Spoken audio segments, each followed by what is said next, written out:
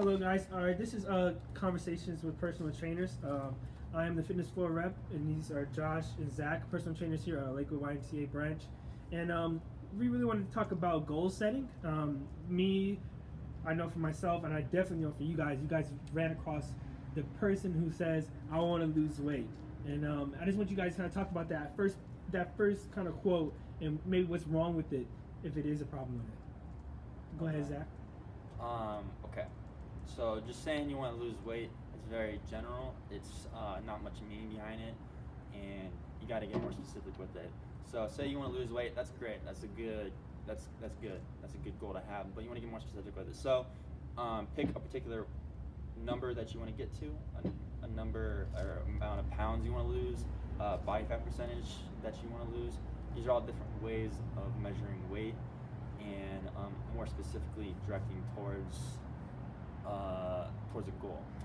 So I think in what you just said is maybe instead of saying I want to lose weight, I want to lose weight, maybe a 15 amount of pounds for my wedding, so I can kind of maybe better understand it, if that makes sense. Yeah. The why behind your goals is really important, because Exactly. that's the intrinsic motivation within you to make it happen. Yeah. If you just want to lose 15 pounds just for the heck of it, like there's not much driving you towards that. If you have a reason to make it happen, so yeah, like for wedding, you know, if maybe summer's coming up, you want to get that summer bod, something like that. There's lots of different reasons and why you would want to achieve something, but that why, the question of asking why is really important. Okay, because I definitely remember us having a conversation when it came to with people wanting to do any goal, is then they have to accept it mentally first and understand it and accept it first, and then I guess the physical would kind of translate. You have here measurables, and I think can you touch on what measurables are? And then I'll have you, Josh, and then Zach, you could touch upon it as well too. Okay, well that's instead of saying something generic like I want to lose weight or I want to feel better, you want to be able to measure it. So you want to be able to track it. So what does that mean? Some sort of objective number, not just some subjective feeling like, oh, feel better, look better.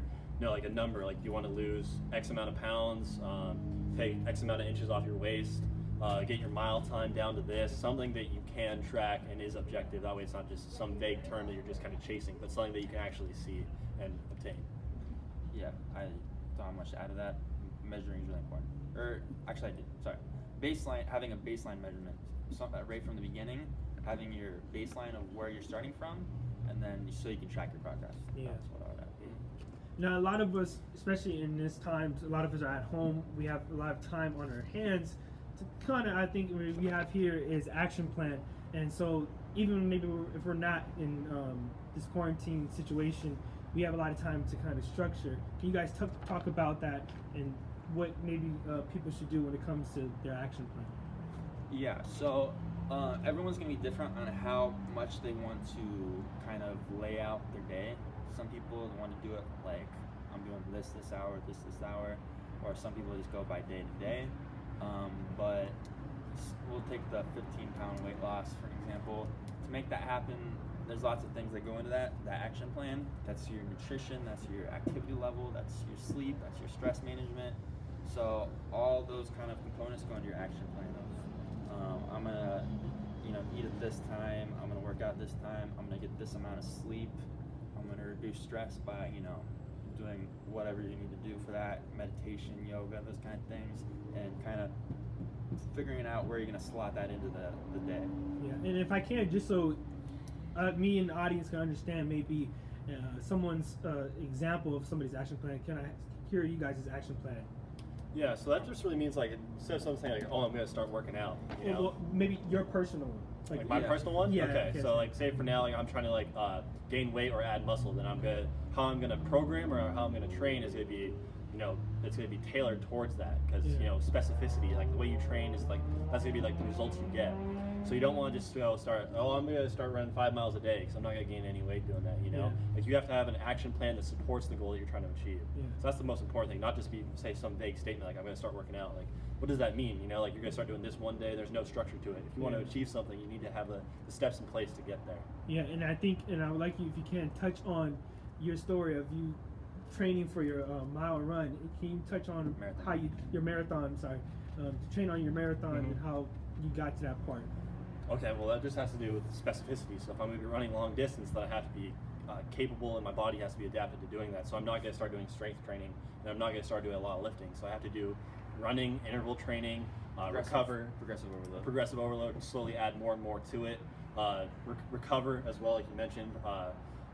Work on that as well, because I don't want to.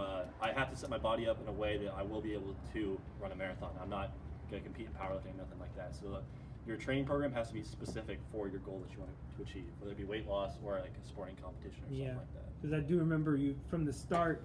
You said I wanted to train for this marathon, and you had a whole plan, and even to what you were going to do daily. And but you didn't say I'm going to train for this marathon 2 weeks before. And so this kind of goes to our next point about this kind of goes to our next point of being realistic, and you prepped for that marathon for months before you even ran it. So can you guys talk about being realistic? Because I think that's a real big thing with people. I think people think I'm just gonna lose weight in this short amount of time. It doesn't happen, and they give up. So can you touch on that, Zach? Especially with exercise, people they're too ambitious. I feel like they just want to do too much. Say you've never worked out before. Well, they burn out because of that. Yeah, that's true. And but say you've never worked out before. Working out is a skill. All right, a lot of people don't think about it like that. It's just like some people think, oh, I just need to work out and like just do it. Think of it as a skill, like anything else, like learn to play the guitar, learn how to surf, anything else. You got to get good at it, so it's not going to happen right away. So don't get discouraged right away if it's not coming to you. It's going to take time. You just got to stay consistent with it. I don't know the answer. Yeah, just don't go out the blocks too fast. Don't say like I'm gonna work out every single day, because week 1 you might hit every single day, and then week 2 it's 5 days. Week 3 you're probably not even there. Week 3, like Rome wasn't built in a day. Like you got to start gradually progressing step by step. You don't want to go out too fast. That's the progressive overload that we just talked about. Is when you're training for a marathon, you don't start off the blocks running like 26 miles. You start with some intervals, some short sprints, and kind of build up your conditioning, and you work up to like a couple miles, 10 miles, tempo, stuff like that, whatnot. Yeah, definitely. And I think you have on here, you guys want timely. You want to put an end date to when you want to accomplish your goal. And I think you guys want to touch upon that, because a lot of people I don't think would understand. Oh, I should have an end goal. I should be losing weight throughout my whole life. So can you guys touch on when you should have an end goal to your goal? Yeah. So end goal is really important. It's something a lot of people lack. Weight loss is just a really easy example to go to. They want to lose 10, 15 pounds, but they don't put a time on it. So then that goal kind of never comes. Never materializes. It never materializes, because that could just kind of keep going. It's like I'm still trying to lose those 10 pounds, So put an end date, and that's. It can be like an artificial end date that you say like, oh, I want to do this by then, but it can also be like like I have a competition or I have like a wedding. Like it can be like a hard deadline that can help give you like that motivation. Kind of like your marathon. But if you don't, then you do need to have some sort of like artificial deadline that you put like, oh, by this I want to do that, and then by this I want to be there. Exactly. It gives you some sort of structure. Exactly. And I think that kind of touches upon everything. It says being exact on what you want to do. If it's amount of pounds or whatever the case might be, having measurables, being very specific, tracking it.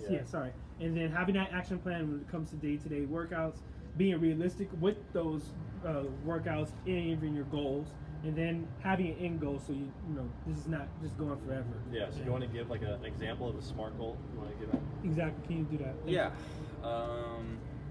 So for me personally, like back when I was lifting a lot of weight, like I wanted to hit 225 on a squat. All right. This was a while ago.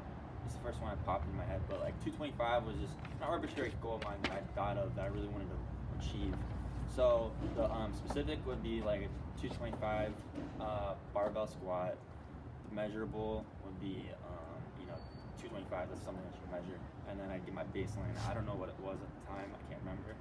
So you get that baseline, and then action plan. So I can't remember the action plan, but just like I'm gonna squat like twice a week, and I'm gonna progress like 5 pounds, give or take, week to week, to kind of build up to that. Something that's realistic, And at the time, I thought it was realistic. I wasn't jumping a considerable amount of weight. You know, I was probably jumping maybe like 20-ish pounds or so, something like that. So jumping 20 pounds in your squats, nothing too crazy. And then I gave myself a couple months to do it. I think it was 2 months, which is not very long.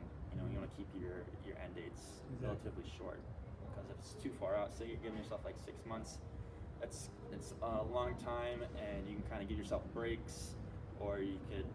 There's lots of things that can happen within that time to kind of mentally psych yourself out. Exactly, and I think if it's anything, this conversation gets out of it. I think that's the beauty of what you guys do, instead of just being there for someone, because a lot of people do need someone to motivate them, but you guys can kind of give them that structure. Just like I think the steps you just said, you guys can be that kind of human version of it and kind of hold them accountable for their actions. So I think that's the beauty of it. So. Accountability is really important. If you're lacking that accountability right now, because I get it, I've been lacking that accountability. I come to this guy for accountability. He helps me work out. You know, even someone such as myself who loves to work out, you can lose that. So find family members, friends. Here at the Y, we're doing Facebook Live workouts. So you know, all your favorite instructors are doing workouts. They can hold you accountable. Find someone that can hold you accountable to that goal that you make. Well, thank you guys. Thank you, Zach. Thank you, Josh. Hopefully we can do this again about another topic, and we'll just go from there. Thank you guys. Sounds good. Thank you, Miles. Thank you.